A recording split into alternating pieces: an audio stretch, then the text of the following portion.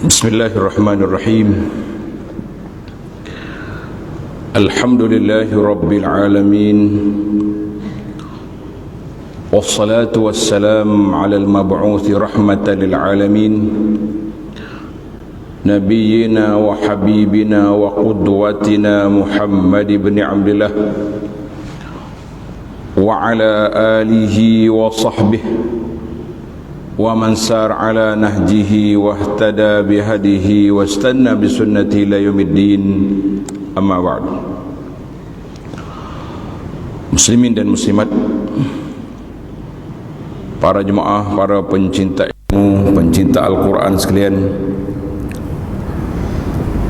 lebih dahulu pengurusi dan terkuasa, imam-imam dan terkuasa Masjid Sayyidina Abu Bakar As-Siddiq radhiyallahu anhu, dan semua para pencinta ilmu, pada pagi ini 18 Muharram 45 5/8/23, kita syukur kepada Allah Azza wa Jalla kerana dapat meneruskan pengajian kita dalam ilmu memahami kepentingan memahami dan bertadabbur Al-Quran. Mudah-mudahan ianya akan mengangkatkan semangat kita semua untuk terus menimba ilmu, mencari maklumat tentang kitab Allah yang Allah Ta'ala hantar kepada umat Muhammad sallallahu alaihi wasallam, yang menjadi mukjizat yang berterusan.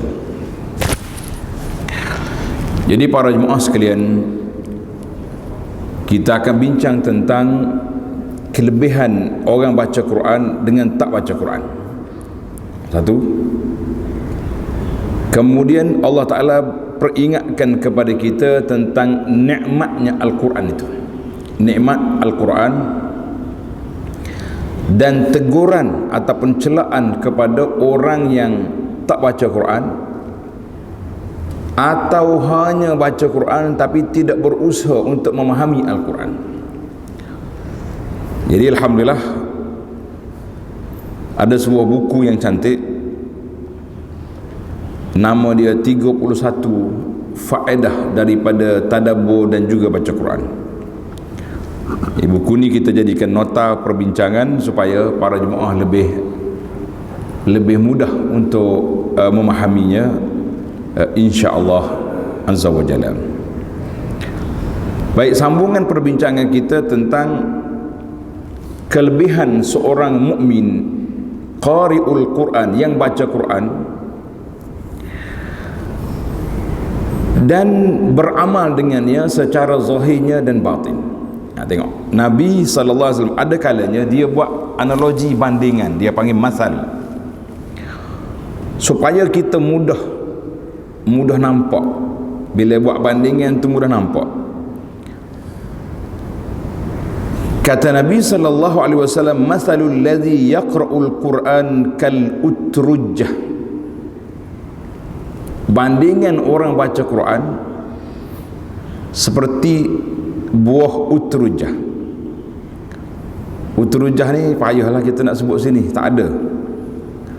Tuan-tuan dan puan-puan tanda buah ni. Siapa di Mekah nanti, siapa pergi Mekah. Sekarang ni satu trend, orang pergi Mekah dia akan pergi melawat pasar buah. Orang Arab panggil kakiyah, orang Melayu panggil kedai kakiyah, macam-macam dia rekod sendiri nama. Habis pakat pergi belakang.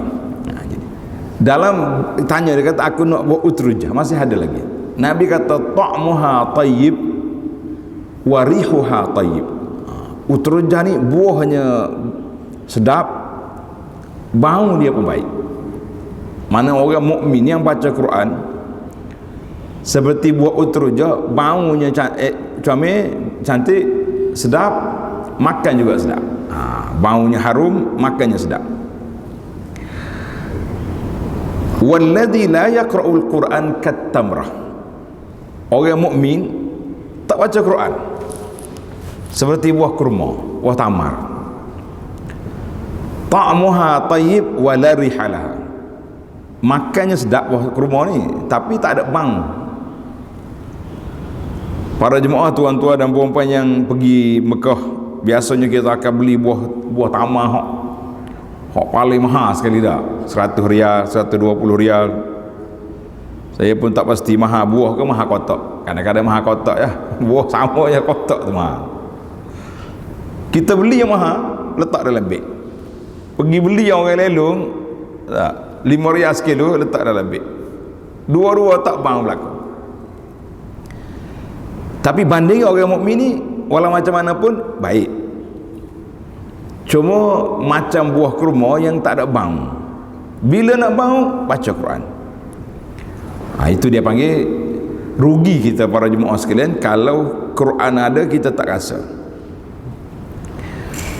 Sehingga akan dikatakan bahawa Al-Quran itu diibarat seperti buah kurma, makin dikunyah barulah kita terasa kemanisannya, kita terasa kelazatannya.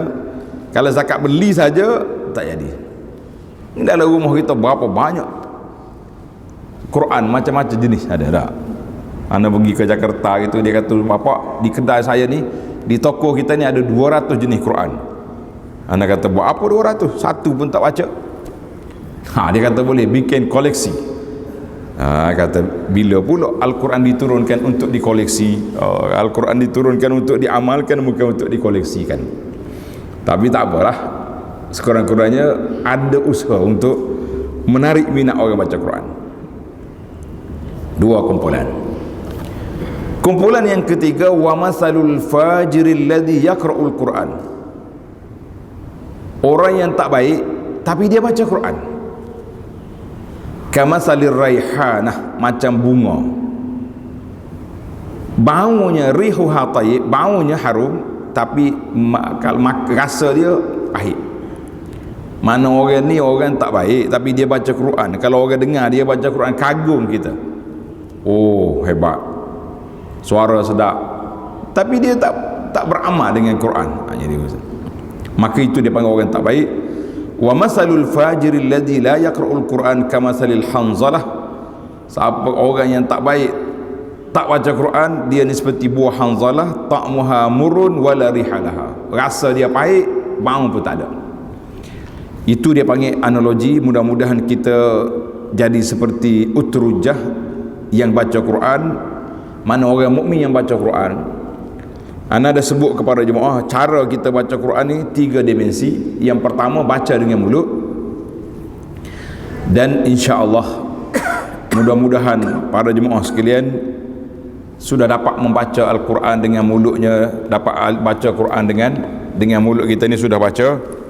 InsyaAllah hari ni macam-macam kelah yang kita buat di masjid kita ni pun ada kelah Al-Quran, ada tadarus Quran, macam-macam usaha telah dibuat. Orang yang ambil peluang, dan anda tengok dalam rakaman Syekh Hisham pun mari sini mengajar kita Al-Quran. Itu di antara tokoh ulama Quran muda zaman kita ini, hafizahullah ta'ala. Jadi ambil peluang yang besar. Payah kita nak mengembara pergi cari di negara dia jauh, dia mari tempat kita ambillah peluang yang ada ini. Biarlah kita jadi seperti utrujah, orang yang baca Quran dengan cahaya, dengan kelebihan-kelebihan yang disediakan oleh Allah Azza wa Jalla. Itu yang ke-14. Baik, kita tengok yang seterusnya 15. Tilawatul Quran, baca Al-Quran dan beramal dengan dia, min akbarin ni'am, di antara nikmat yang terbesar yang patut kita habiskan masa, patut kita habiskan usia kita ni. Duduk di mana? Duduk di baca Quran dan beramal dengan dia. Nikmat yang paling besar sekali kita dapat ialah nikmat baca Al-Quran. Dalam sebuah hadis ini juga menarik. Hadis utrujah tadi saya tak sebut dia punya hadis. Itu rawahu Muslim, riwayat Imam Muslim, mana hadis sahih. Hadis yang kedua yang kita nak baca, Nabi kata la hasada illa fitnatain. Jangan kamu hasad. Dia tulis sini. Hasad di sini bukan makna iri hati, bukan makna dengki, nak suruh hilang daripada orang nikmat, tidak. Hasad di sini dengan makna kita nak jadi macam orang. Tu. Maknanya dua ikon yang Nabi SAW sebut, kalau kamu nak meniru orang, kamu nak ikut orang, kamu kena jadi seperti dua orang ni. Itu maksud hasad di sini. Dalam bahasa Arab dia panggil ghibtah. Ghibtah. Apa makna ghibtah? Bila kita tengok orang baik, kita nak jadi macam dia. Itu dia panggil ghibtah. Yang dilarangnya hasad, dengki, itu larang. Kita tengok orang tu nampak senang, kita nak suruh Allah hilangkan nikmat dia, itu tak boleh. Itu dia panggil hasad, dosa besar yang dicela pada syarak. Adapun kita tengok orang baik, kita nak jadi baik, seperti dalam hadis ini dipuji. Maka Nabi kata la hasada illa fisnataini, tidak boleh kita nak jadi macam orang ni kecuali dua kumpulan. Tuan-tuan dan puan-puan, ambil kita ni masuk dalam salah satu daripada dua kumpulan ni, insya-Allah, ataupun dua-duanya sekali. Kumpulan yang pertama, rajulun 'allamahullahul Quran. Orang ini hamba Allah Taala ini, Allah Taala beri rezeki kepada dia belajar Quran. 'Allamahullah, Allah Taala ajar kepada dia, beri kepada dia ilmu Al-Quran, fahuwa yatluhu ana al-laili wa ana an-nahar. Dia duk baca Quran ya, pagi baca, petang baca, malam baca, siang malam dia baca Quran. Fasami'ahu jarun lahu, jiran dia pun dengar, Allah, dahlah suara dia bagus, baca Quran pula dengar suara. Kata di jiran dia, laitani utitu mislama utiya fulan.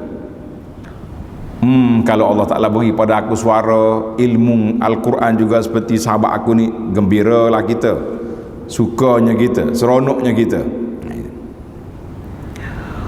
Itu satu kumpulan. Mana kita tengok orang pandai Quran, kita pun nak juga pergi pulung belajar. Mana ada guru kita masuk kelas, tak cukup cara nyata, cara alamanya pun kita masuk. Itu semangat. Yang kedua, warajulun atahullahu malan. Orang ini Allah Ta'ala beri pada dia harta, fahuwa yuhlikuhu fil haq, dia gunakan harta dia untuk kebajikan, buat masjid, buat surau, buat macam-macam. Sekarang ni orang banyak duk tular di media sosial ni. Almarhum Syekh Sulaiman Ar-Rajhi, yang dia tinggal kebun dia tu, ingat tak? Kebun dia punya kebun kurma tu luah untuk dibagikan pada orang pakai miskin. Kita pun kata, orang hodok tengok kebaikan orang ni, kebajikan, dia kata laitani utitu mislama utiya fulan. Ya Allah, kalaulah beri kepada aku harta juga, aku nak buat macam orang ni. Maknanya Nabi kata, bila tengok orang ada ilmu, kita pun nak berilmu juga, kita pergi belajar. Bila tengok orang ada harta, menghabiskannya pada jalan kebajikan, kita berasa nak kaya juga, bekerja juga kita untuk kita jadikan seperti dia. Maka itu dua kumpulan yang digalakkan supaya kita nak jadi seperti dia. Hadis ini rawahu Al-Bukhari daripada Abi Hurairah radhiyallahu anhu. Jadi yang pertama, jadi dua ini adalah merupakan dua nikmat. Sama ada kita boleh ilmu atau kita boleh harta. Tapi kalau boleh ilmu, tak bayar zakat. Dia kata ilmu ada zakat juga. Naam, ilmu ada zakat. Zakat ilmu apa dia? Beramal dengan dia dan menyebarkannya. Itu dua. Kalau orang ni alim tapi dia duduk diam, amal untuk diri dia sendiri, atau dia tak sebarkan ilmu, maknanya orang tu tak menggunakan ilmu dia, tidak beramal dengan dia, tidak keluar zakat ilmu, kita kata itu satu kerugian yang cukup besar. Zakat harta sebagaimana yang para jemaah sudah tahu. Kita terus lagi kepada yang seterusnya. Tengok nombor 16. Man hafizal Quran wa amila bihi. Siapa dia hafal Quran dan dia beramal dengan dia. Oh, dia kata tak masuklah kita ni, kita tak hafal. Kita cuba untuk hafal beberapa surah yang utama, insya-Allah mudah-mudahan ada manfaat besar kepada kita. Sekarang ni kita mula hafal surah yang pendek-pendek, dia panggil surah ayat lazim. Boleh tak boleh hafal ayat lazim? Dia kata tua dah saya. Ini hujah tua ni sebenarnya tidak berapa nak jadi. Sebab bila kita tengok dalam sejarah dunia ni, Nabi SAW mula baca Quran umur 40. Nabi umur 40 baca Quran. Kemudian ada lagi sahabat-sahabat lain yang baca Quran, yang baru masuk Islam baca Quran umur 50, ada yang 60 dah. Kalau kita kata saya umur nak pencen dah ustaz, nak ngaji lah. Kata Imam Ahmad rahimahullah taala, dia kata minal mahdi ilal lahdi. Kita belajar ilmu agama ni daripada buayan sampai ke lahad. Lagi tak masuk lahad, ngajilah kita. Bahkan Nabi kita sallallahu ajar kepada kita, laqinu mautakum la ilaha illallah. Mengajar orang nak mati supaya mengucap. Maknanya ilmu ni tak ada tempoh pencen, tak ada. Kalau ada pendakwah kata saya nak pencen dah mengajar, boleh jadi dia pencen nak pergi jauh-jauh, tapi ilmu dia mesti tersebar, kita boleh belajar di rumah dia lagi. Maka orang yang hafal Quran dan beramal dengan dia, waqahullahu minal azab, Allah Ta'ala selamatkan dia daripada azab, wa rafa'a, dan Allah Ta'ala angkatkan darjat dia dalam syurga. Sabda Nabi sallallahu alaihi wasallam, Nabi kita kata apa? Lau annal Quran ju'ila fi ihabin.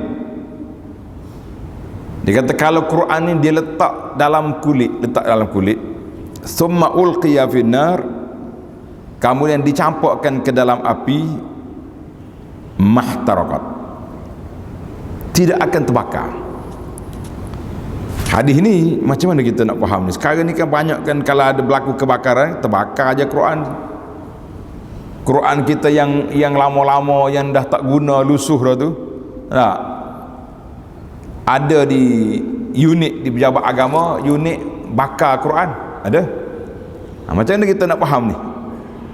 Nak faham apa ni, hadis ni kata kalau diletakkan dalam kulit tak terbakar. Ni kita letak dalam kertas ni terbakar macam mana? Artinya bukan secara fizikal yang kita nampak ini. Memang Quran boleh terbakar, sebab yang terbakarnya kertas. Adapun kalam Allah itu tidak akan terbakar. Yang terbakarnya apa? Kertas. Makna dia, kalaulah Al-Quran diletakkan dalam kulit, yakni fi qalbi rajulin, letak dalam hati seorang hamba Allah Ta'ala, makna orang ni kalau dicampur ke dalam api tidak terbakar. Artinya orang yang hafal Quran, yang betul-betul mahir dengan hafalan dia dan dia beramal dengan Quran, dia tidak akan disentuh oleh api neraka. Itu maksud analogi kepada cerita ini. Jadi jangan pula kata ambil Quran kita letak dalam api nak tengok. Nah, itu cerita nakal. Jangan, dia tidak secara zahir macam tu. Sebab kalau zahir macam tu kita akan confuse. Banyak je Quran terbakar. Macam mana pula dalam hadis ni kata tak terbakar? Kita kata dia terbakar di sini dengan makna kalau Quran tu duduk dalam satu bekas, ibarat kata gitu. Jadi Quran duduk dalam hati kita, orang yang hafal Quran tu kalau dia beramal dengannya, maka dia tidak akan disentuh, tidak dimakan oleh api neraka pada hari kiamat. Itu maksud hadis. Allahu Akbar. Dia kata ustaz saya tak dapat dah. Tak dapat pun hafal juga sikit.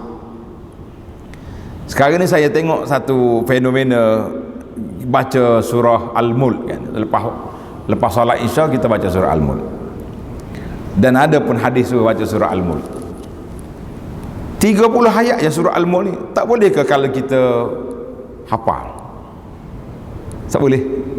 Kau tak pernah lagi berusaha untuk hafal dia. Dia kata baru. Kenapa kita tak hafal? Sebab dalam kepala kita orang tua ni tak masuk dah. Tak masuk apa lagi, banyak lagi orang tua-tua lain yang hafal. Kita kata alhamdulillah para jemaah sekalian, jangan duk mencari alasan, kita mencari peluang. Berbeza di antara mencari peluang untuk hafal dengan mencari alasan untuk tidak menghafal Quran. Kalau kita buat seminar tentang Dajjal, ramai orang datang. Minat sungguh masyarakat kita nak tahu benda-benda yang pelik-pelik. Minat. Baru ni saya baca buku yang ditulis oleh Imam Masjid Nabi Madinah sekarang, imam sekarang, muda lagi orangnya. Dia tulis Ahadisud Dajjal. Kisah Dajjal adalah hadis Nabi SAW.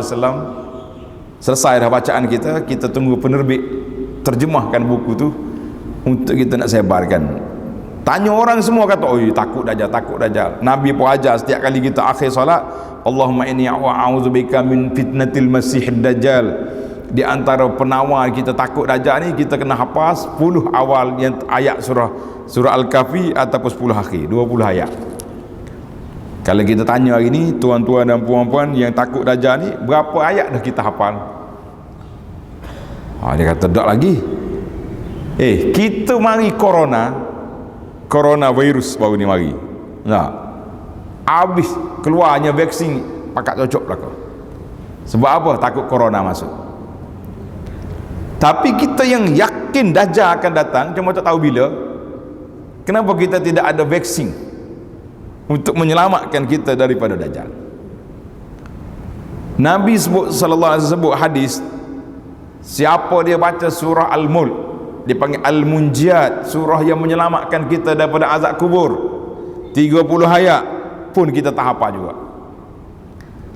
Jadi bahasa orang muda-muda sekarang, dia kata jom, boleh kita mula sekarang untuk hafal surah Al-Mulk, 10 ayat terawal surah Al-Kahfi atau 10 ayat terakhir surah Kahfi. Kemudian kita baca ayat-ayat surah-surah yang pendek-pendek yang menyelamatkan kita. Kita kata insya-Allah. Itu kelebihan orang hafal Quran. Jadi api neraka tidak akan sentuh pada dia, sebab memuliakan kalamullah yang ada dalam tubuh dia. Allahu Akbar. Bahagialah, hanian, bahagialah kepada orang-orang yang hafal Quran. Kita kata mudah-mudahan Allah cerahkan dada kita, lapangkan buka hati kita untuk menghafal Quran. Baik, bila kita baca Quran, di sana ada beberapa adab. Dia panggil adabu tilawatil Quran, adab nak baca Quran. Ini kita kena belajar. Kadang-kadang kita sekarang ni dia panggil bahasa mudah SOP dah. SOP, standard dia baca Quran ni ada SOP dia. Yang pertama sekali, kita nak baca Quran, biarlah kita bertaharah, ambil wudu. Syarat ke? Kita kata untuk wudu ni tak syarat, tapi kalau hadas besar kena pergi mandi dulu. Mandi baru baca Quran. Sebenarnya bukan syarat. Kalau Quran yang ada terjemahan, ni tak ada terjemahannya, boleh je kita tak ada wudu sentuh. Sekarang zaman kita hari ni, Allah permudahkan urusan nak baca Quran. Dia permudah dengan apa? Dengan adanya dalam alat-alat gadget, ada dalam handphone, ada dalam iPad, ada berlaku. Jadi dengan ada alat ni, kita tak banyak alasan. Allah, pergi masjid nak baca Quran, tertinggal pula Quran. Kalau tertinggal pun tak ada masalah, penuh atas, di atas rak di masjid ni, rak Quran penuh. Tapi dengan ada alat gadget ni, banyak faedah. Kita duduk di mana saja, duduk di airport boleh baca, duduk atas kapal terbang boleh baca, duduk atas kereta boleh baca. Yang tak boleh bacanya, hati tak terbuka. Itu wal'iyazbillah. Maknanya alasan tak ada. Oh, dulu saya ada Quran tapi tak ada wudu, nak pegang tak boleh. Jadi sekarang tak ada alasan. Dia kata, habis kalau kita nak pegang handphone kena ambil wudu, tak ada wudu. Sebab kita pegang handphone bukan pegang Quran. Dalam Quran tak ada, dalam handphone tak ada Quran. Dalilnya kalau kita ambil kapak, kita belah kita punya handphone, ada Quran dalam tu? Tak ada. Cuma kalau lah kita nak masuk tandas, janganlah terbuka skrin dia tu, nampak ayat Quran tu, janganlah, tutuplah, gelapkan dia. Allahu Akbar. Satu, maknanya kita nak ala taharah. Kalau kita tak ada wudu, eloknya ambil wudu. Itu dia panggil adab. Saya nak baca juga tak ada wudu, boleh, jangan hadas besar. Yang pertama. Yang kedua, mustaqbilal qiblah, elok kita ngadap kiblat. Ini semua dipanggil kesempurnaan adab. Nak ngadap ke mana silalah, tidak jadi masalah.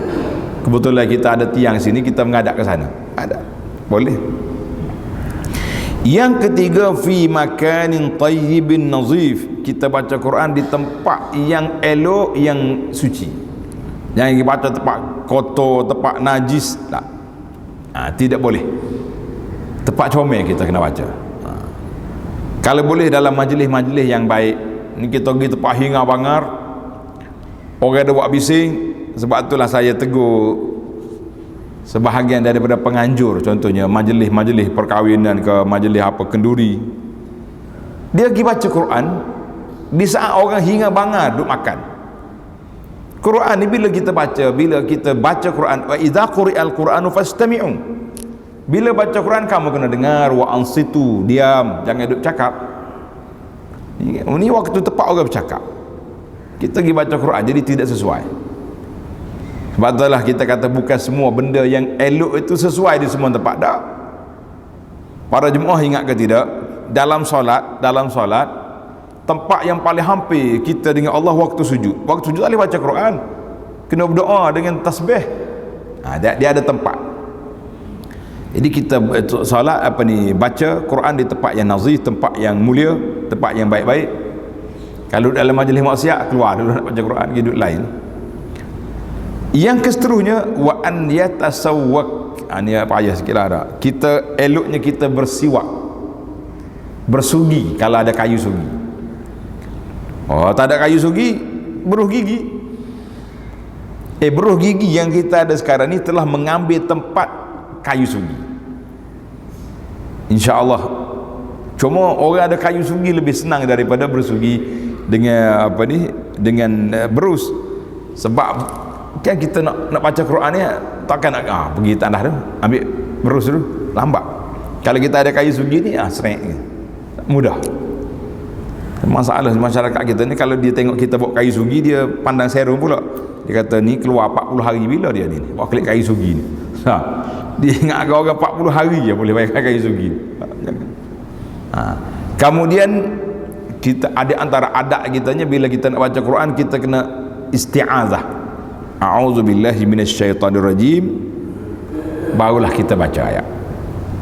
Sekiranya di awal surah a'udzubillahi minasyaitonirrajim, bismillahirrahmanirrahim, baru kita baca ayat.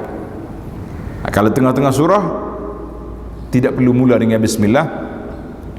Di awal surah 113 semua ada bismillah, kecuali surah At-Taubah, itu tak ada surah, itu tak ada yang tak boleh bismillah, tak payah, ada hikmat panjang lah. Dan adat yang seterusnya, adat kita baca Quran lagi, dia itu yurattilul Quran, kita kena baca Quran secara tartil, jangan gopoh, jangan nak laju preh, kita baca pelan-pelan, baca mutarassilan mutamahilan, baca tapi jangan terlalu lama sangat. Satu juzuk pun satu jam lebih, rugi. Sebab kita nak baca banyak, jadi kita baca cara perlahan. Sebab bila kita baca perlahan ni, kita boleh lebih dapat memahami makna dia, dapat menjaga hukum tajwid, kita boleh break di atas tempat wakaf, tempat ibtidak, kita boleh perelokkan suara kita. Dan eloknya kita baca di antara bunyi dengar dengan jangan terlalu kuat. Lebih-lebih lagi kalau sebelah kita tak ada orang lain, ataupun kalau kita baca di masjid, jangan berlagu yang menyebabkan jiran sebelah terganggu, atau di sebelah kita ada orang solat. Itu dipanggil adat-adat. Dan seeloknya lagi, adat kita baca Quran ni kita kena memahami makna dia. Jadi bila nak faham makna, kena ambil Quran yang ada terjemahan. Alhamdulillah sekarang ni terjemahan, kalau untuk orang lama-lama sikit, kita kata terjemahan pimpinan Ar-Rahman, sebab bahasa dia klasik. Kalau orang baru-baru ni banyak ni tafsir-tafsir Quran yang ada dijual yang diterbit oleh macam-macam penerbit ada. Anda tengok 2-3 penerbit ni berebut. Telaga Biru pun ada Quran, Karang Kerah ada Quran, berapa lagi syarikat macam-macam, sebut nama pun banyak. Tuan-tuan cari yang sesuai. Ada Quran 20 dalam satu. Ada makna terjemahan, kemudian dia ada perkata lagi, dia ada sabab nuzul, ada macam-macam ada. Yang penting carilah di mana-mana ayat yang terjemahan yang kita boleh baca, kita boleh faham, kita kata alhamdulillah. Kemudian bila ada tempat ayat-ayat yang tertentu, ada tasbih, kita bertasbih. Ayat sebut tentang nikmat, kita minta Allah Ta'ala. Ayat sebut tentang azab, kita minta jauh dengan Allah Azza wa Jalla. Ayat sebut tentang syurga, kita minta Allah maj'alni min ahliha, ya Allah jadikan aku daripada ahli syurga. Ayat sebut tentang neraka, kita minta berlindung Allah Ta'ala daripada azab neraka. Itu dia panggil cara baca Quran tidak gopoh. Kecuali bulan Ramadan. Bulan Ramadan mungkin kita boleh perlajukan sikit, sebab Ramadan ni kita nak banyak kali khatam Quran, banyak kali khatam Quran. Di hari lain kita baca. Itu dia panggil setiap orang dia kena ada wirid. Wirid, apa mana wirid? Wirid ni kadar bacaan harian. Kadar bacaan harian kita kena ada.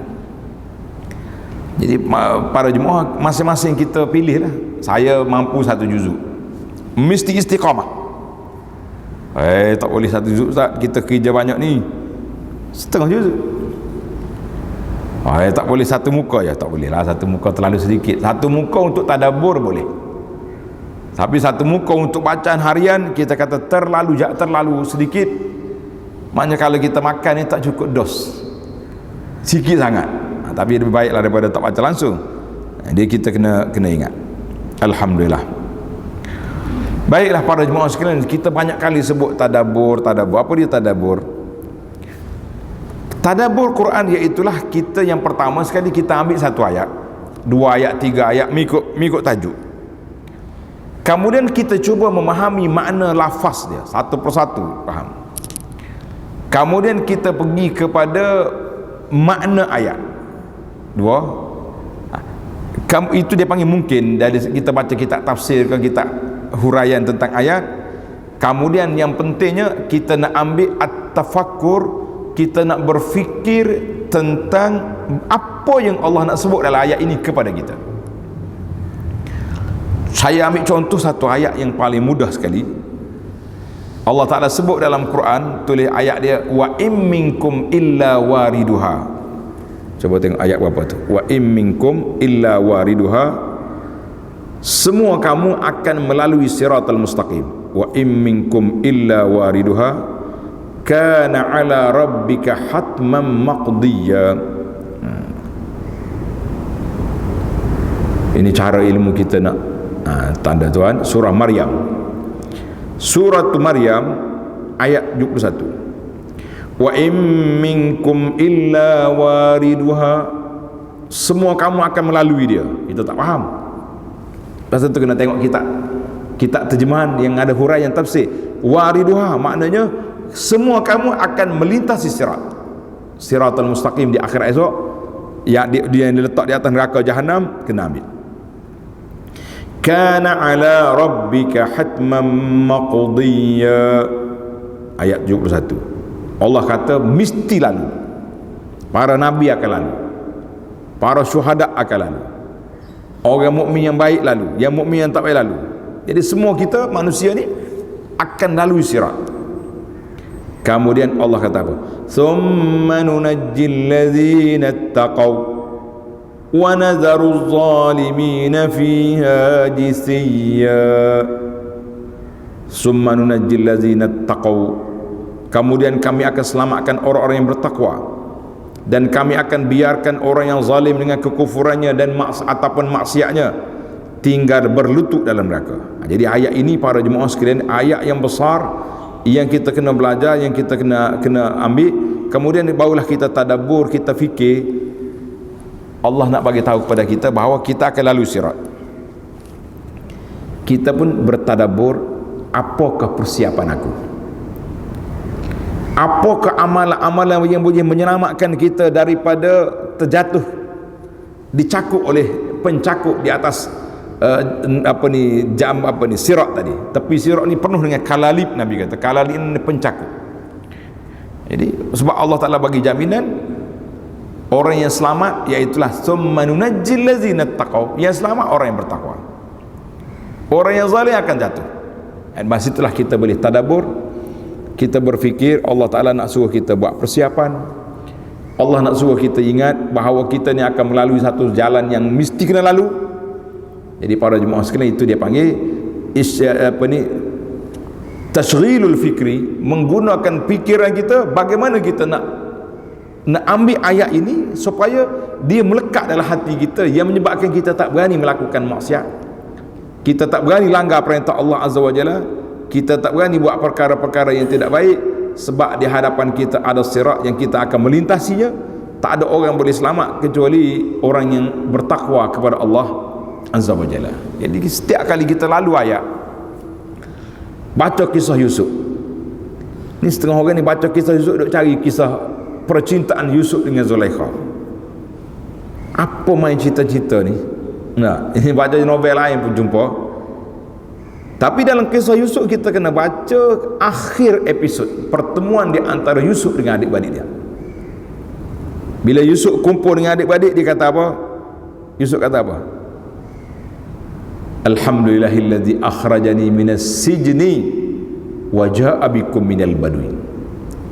Yusuf kata segala puji bagi Allah yang telah menyelamatkan aku daripada mati lemas dalam perigi, dalam telah apa ni, maaf, yang telah menyelamatkan aku dari penjara, mengeluarkan aku dari penjara.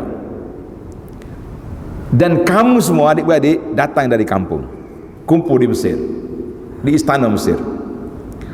Ulama tadabbur kata, kalau Yusuf sebut perigi, alhamdulillah segala puji bagi Allah yang menyelamatkan aku daripada perigi, tentulah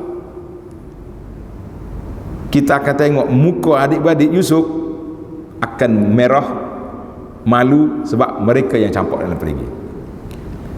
Langsung Yusuf abaikan cerita lama. Dia kata segala puji bagi Allah yang menyelamatkan aku daripada penjara, yang memenjarakan dia siapa? Isteri pembesar, mak angkat dia. Tak ada kena dengan adik-beradik. Kita kata ini bahasa isyarat bahawa kita bila kumpul adik-beradik, kumpul dalam keluarga, jangan timbulkan isu-isu yang boleh membuatkan kemarahan ataupun malu, kesipuan dan perkara-perkara yang tidak baik, sebab akan mengeruhkan suasana. Jadi banyak ilmu tadabbur yang kita kena ingat dalam ayat. Jadi sifat orang tadabbur itu iaitulah an yashghal al-qari, kita baca ayat dengan hati.